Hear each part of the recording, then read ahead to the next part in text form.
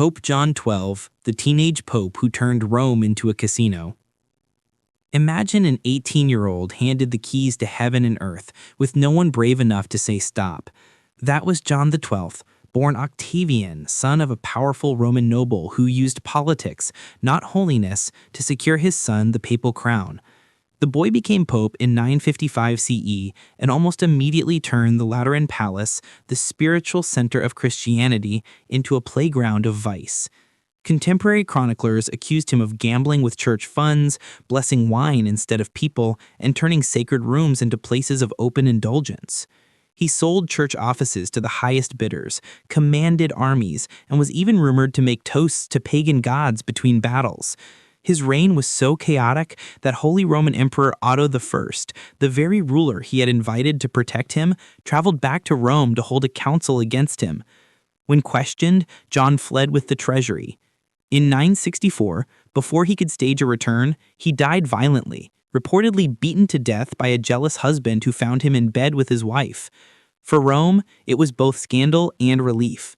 For history, John XII became the emblem of what happens when divine power is given to human impulse, a living reminder that no throne, however sacred, protects anyone from their own corruption. Pope Alexander VI, the Borgia who bought heaven, 1492 to 1503, for centuries his very name, Borgia, has meant corruption wrapped in silk. Rodrigo Borgia was a brilliant Spanish cardinal with one driving passion: turning power into dynasty. In 1492, after an election soaked in bribery, he became Pope Alexander VI and rewarded his supporters with gold, land, and church titles. His reign turned the papacy into a family brand.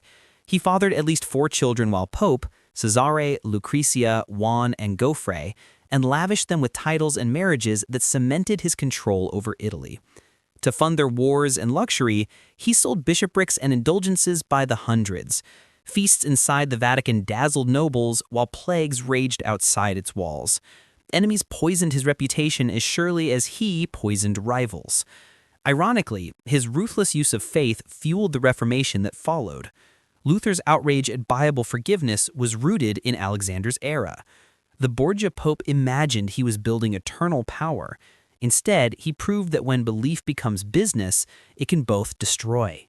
Pope Sixtus IV, the builder who taxed sin, 1471 to 1484. Even before Alexander VI, the papacy was teetering between spiritual authority and Renaissance excess, and no one balanced that irony more boldly than Sixtus IV. He was the architect pope, founder of the Sistine Chapel that bears his name, a patron of Michelangelo's world, but funded by worldly means. To build his vision of a glorious church, Sixtus introduced new taxes on everything, even on brothels and illegitimate births. He turned prostitution into revenue for cathedrals. Worse, he involved himself in secular power plays, blessing the failed Pazzi conspiracy to assassinate the Medici brothers in Florence. A pope had effectively endorsed murder for influence. Rome celebrated his buildings, but mourned his morality. Sixtus proves that beauty can coexist with corruption, and that even the greatest chapel can be built on the tax of fear and sin. Pope Urban VI, the tyrant of the Great Schism, 1378 to 1389. When the papal court finally returned to Rome after decades in Avignon, the city erupted with shouts for an Italian pope. In that chaos, the cardinals chose Bartolomeo Prignano, expecting a mild reformer. They got a fanatic. Taking the name Urban VI, he railed at cardinals for luxury, screamed at envoys, and once beat his servants during Mass. His paranoia grew so violent that many cardinals fled Rome and elected a rival pope, Clement VII, starting the Great Schism. 2 popes, 2 courts, and Europe split in loyalty for almost 40 years. Furious at the defectors, Urban had several captured cardinals tortured and executed, their bodies tossed into the Tiber. He died still proclaiming righteousness, but his reign turned unity into civil war within the church itself. Urban VI's lesson endures. When the throne of mercy becomes a seat of rage, faith fractures faster than heresy ever could. Pope Leo X, the Medici who sold heaven, 1513 to 1521. Leo X, born Giovanni de' Medici, inherited both his father's wit and his family's love of excess. Under his rule, the Vatican transformed into a Renaissance palace of art and spectacle, music, hunting parties, and masquerades paid for with sacred cash. Desperate to fund St. Peter's Basilica, Leo revived the sale of indulgences, promising forgiveness from purgatory for a price. It worked until a furious German monk named Martin Luther posted his 95 Theses in 1517, accusing the church of selling salvation like merchandise. The Reformation that followed tore Europe apart and ended the Medici Pope's dream of unquestioned authority. Leo reportedly quipped, "God has given us the papacy. Let us enjoy it." And he did. But his reign's pleasures became pain for centuries of faith, proof that one man's indulgence can ignite an entire revolution. Cardinal Bernard Law, The Silence of Scandal, 1931 to 2017. In modern Boston, centuries of pious image collapsed under one name, Cardinal Bernard Law. From the 1980s through the 1990s, he oversaw one of America's largest archdioceses and systematically moved priests accused of child abuse from parish to parish instead of turning them over to authorities. When investigative reporters from the Boston Globe published the evidence in 2002, the world saw how deep the cover-up ran. Law resigned in disgrace, but the Vatican quietly relocated him to Rome with a new ceremonial title, No Trial, No Penance. The episode reshaped modern faith more than any medieval scandal. It proved the corruption no longer needed poison or gold. Ignorance and silence were enough to destroy trust built over 2 millennia. Pope Boniface VIII, the pride that started a war, 1294 to 1303. Boniface VIII rose to power as both lawyer and schemer. He believed no earthly ruler stood above the Pope. His bull Unum Sanctum declared that salvation itself required obedience to him, a claim that infuriated Europe's kings, especially Philip IV of France. When Philip refused to pay taxes to the church, Boniface excommunicated him. Philip answered with soldiers. In 1303, French troops stormed Boniface's palace in Avignon and beat him in his own chamber, the first time a pope was publicly struck by secular power. He was rescued days later but died soon after, broken physically and spiritually. His greed for power sparked decades of papal decline and the eventual Avignon exile. Boniface proved that demanding to be worshipped like a god is a fast way to remind the world you're only a man. Archbishop Paul Marcinkus, the Banker of God, 1922 to 2006. A former college athlete from Chicago, Paul Marcinkus rose to head the Vatican Bank in the 1970s, managing hundreds of millions in church investments. He spoke fluent Italian, fluent finance, and apparently fluent secrecy. Under his control, the bank funneled money through offshore accounts and became entangled with Italy's Banco Ambrosiano, run by Roberto Calvi, the God's banker who was found hanged under London's Blackfriars Bridge in 1982. When the scandal erupted, tracing mafia money laundering through church channels, Marcinkus escaped investigation under Vatican diplomatic immunity. He retired quietly to Arizona. No prison, no penance, just a trail of empty ledgers and a reminder that not all miracles in Rome are spiritual. Pope Stephen VI, the Cadaver Trial, 896 through 897.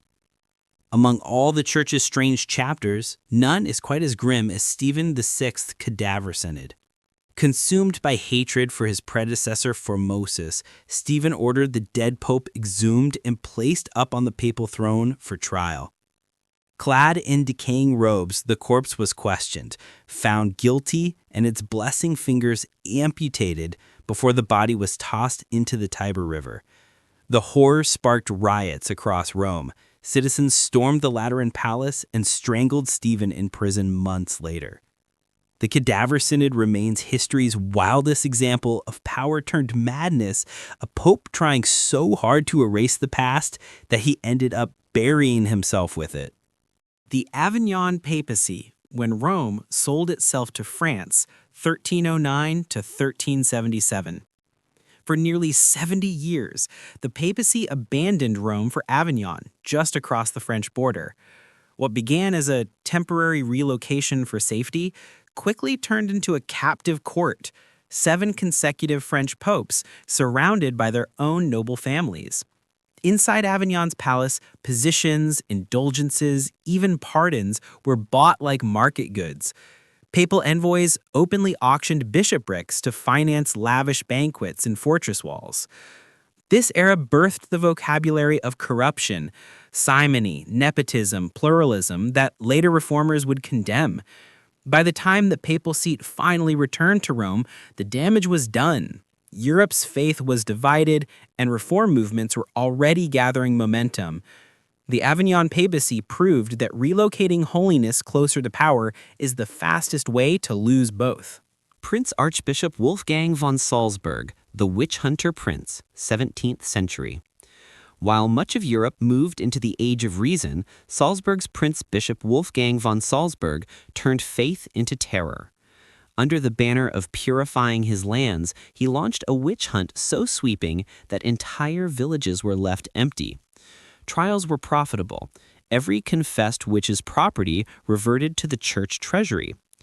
Records show that hundreds burned at the stake, including children, as Wolfgang orchestrated the executions from his palace.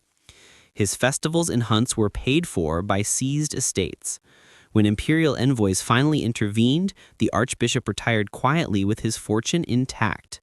He left behind a sanctified bloodbath that Europe later recognized as one of the last and most grotesque abuses of ecclesiastical power. Cesare Borgia, the cardinal who wanted a crown, 1475 to 1507. Appointed cardinal at 18 by his father, Pope Alexander VI, Cesare Borgia treated the church as a springboard for empire. He swapped his red robes for a suit of armor, carved a personal duchy across central Italy, and cleared rivals with daggers and poison. Courtiers whispered that even family dinners could end in fatal wine. Yet Cesare's brilliance equaled his brutality. He unified fractious provinces, introduced legal reforms, and inspired Machiavelli's The Prince, a manual for power detached from conscience. When his father died and papal protection vanished, enemies captured and executed him in an ambush. Cesare's story shows the papacy's most dangerous offspring. When sacred lineage meets secular ambition, the altar becomes a throne, and confession an afterthought. Cardinal Richelieu, the Scarlet Prime Minister, 1585 to 1642. Few clergymen ever carried more political weight than Armand Jean Duplessis, Cardinal Richelieu. Behind France's Louis XIII stood this red-robed statesman who mastered diplomacy, deceit, and surveillance with surgical skill. His plan was simple: make France and the crown supreme, even if faith served only as the paint on that power. He sold church and civil offices to the highest bidders, turned confession into intelligence gathering, and taxed peasants to fund palaces and wars. He crushed the Huguenots and filled the Bastille with critics while preaching obedience in the name of God. Richelieu died surrounded by luxury and fear, so feared, in fact, that when he was buried, citizens cheered in the streets. He proved that a prince in a cassock could rule like a king without ever wearing a crown. Cardinal Theodore McCarrick, The Fall of a Power Broker, 1930 to present day. For decades, Cardinal Theodore McCarrick was one of the most admired men in the American church, a globe-trotting diplomat, fundraiser, and kingmaker of bishops. He charmed presidents, advised popes, and built cathedrals with the ease of a born politician. Behind the photographs of handshakes and benedictions, however, lay a pattern of abuse and cover-up stretching back half a century. Complaints from seminarians and young priests were whispered away, buried under layers of deference and donor power. By the time the truth surfaced in 2018, the Church faced a new kind of reckoning, one where rank could no longer shield wrongdoing. McCarrick was defrocked and left to live in seclusion, his legacy reduced to a footnote of betrayal. His story revealed that modern corruption no longer wears crown or sword. It wears a smile at a fundraiser and believes its own piety until the spotlight finds it. Marcial Maciel Degollado, the untouchable founder, 1920 to 2008. Few stories hurt the modern church more than that of Marcial Maciel, founder of the Legion of Christ.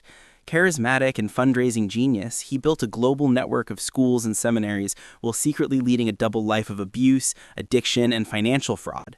Dozens of victims, many his own seminarians, spoke up for decades, but their complaints were buried by curial alliances that called him a saint.